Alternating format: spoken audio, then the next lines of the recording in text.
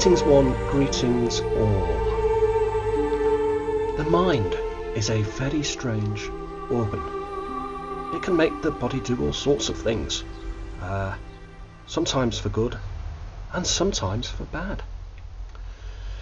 Today's story takes place in the late 1920s.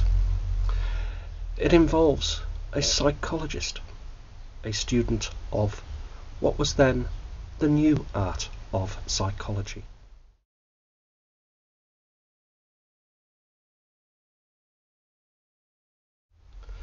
Having trained in some of the top institutions in Europe, Mr. Bartholomew Balance, MRCP, was keen to secure a position in Britain. Bartholomew Balance's uncle, the late D.Balance, had studied with the then Chief Medical Officer in Cambridge and in Dublin universities.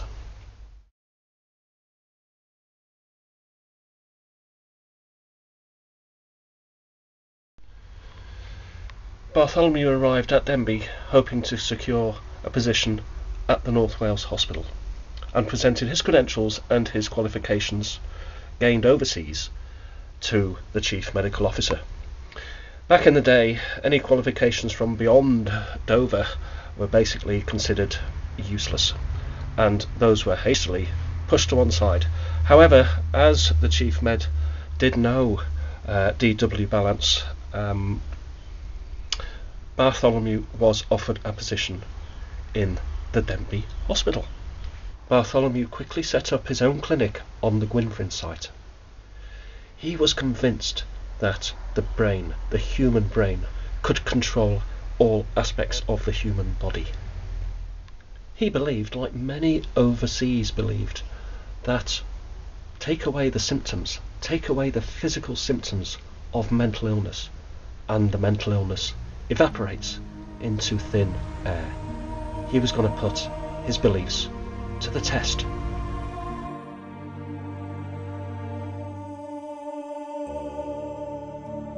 Over a number of weeks, Bartholomew introduced his practices into the hospital. First one, then slowly 2, 3, 4, 5, 6 patients were sent to him to see if he could help their distressing condition.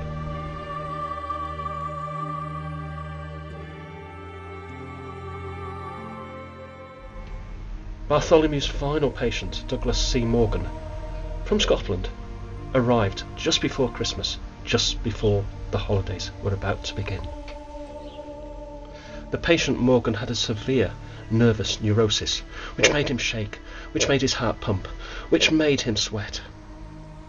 Bartholomew settled his patient down into a chair and unwrapped the latest piece of equipment, the final piece of equipment that he'd saved up and bought, shipped in from Holland. Bartholomew believed that if he could slowly reduce the heartbeat of the patient, then it would be the start of a cure.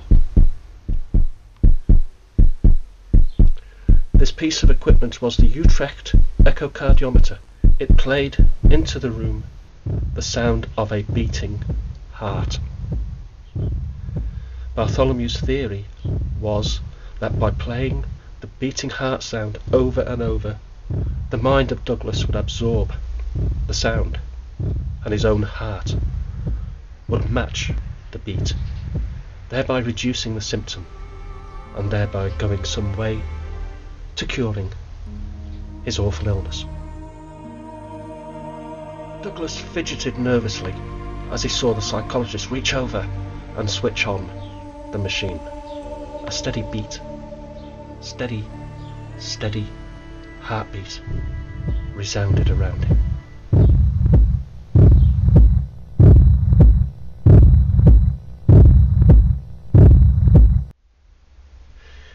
Even though the clinic was only small, it was totally soundproof, because it was important that no noise whatsoever seeped in from the outside world.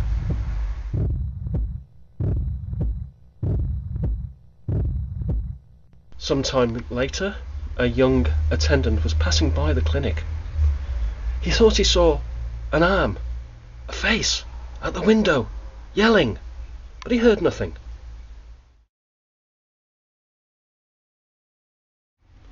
Only later was the full tragedy revealed.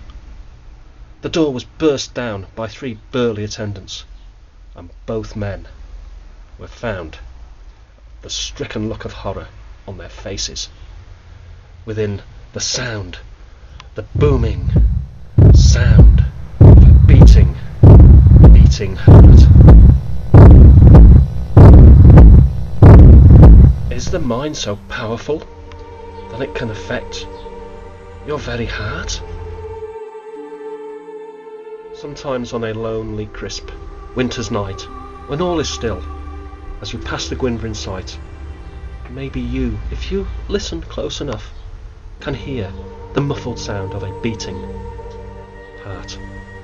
But please, don't listen too closely, because it's the heart, the beating heart of death.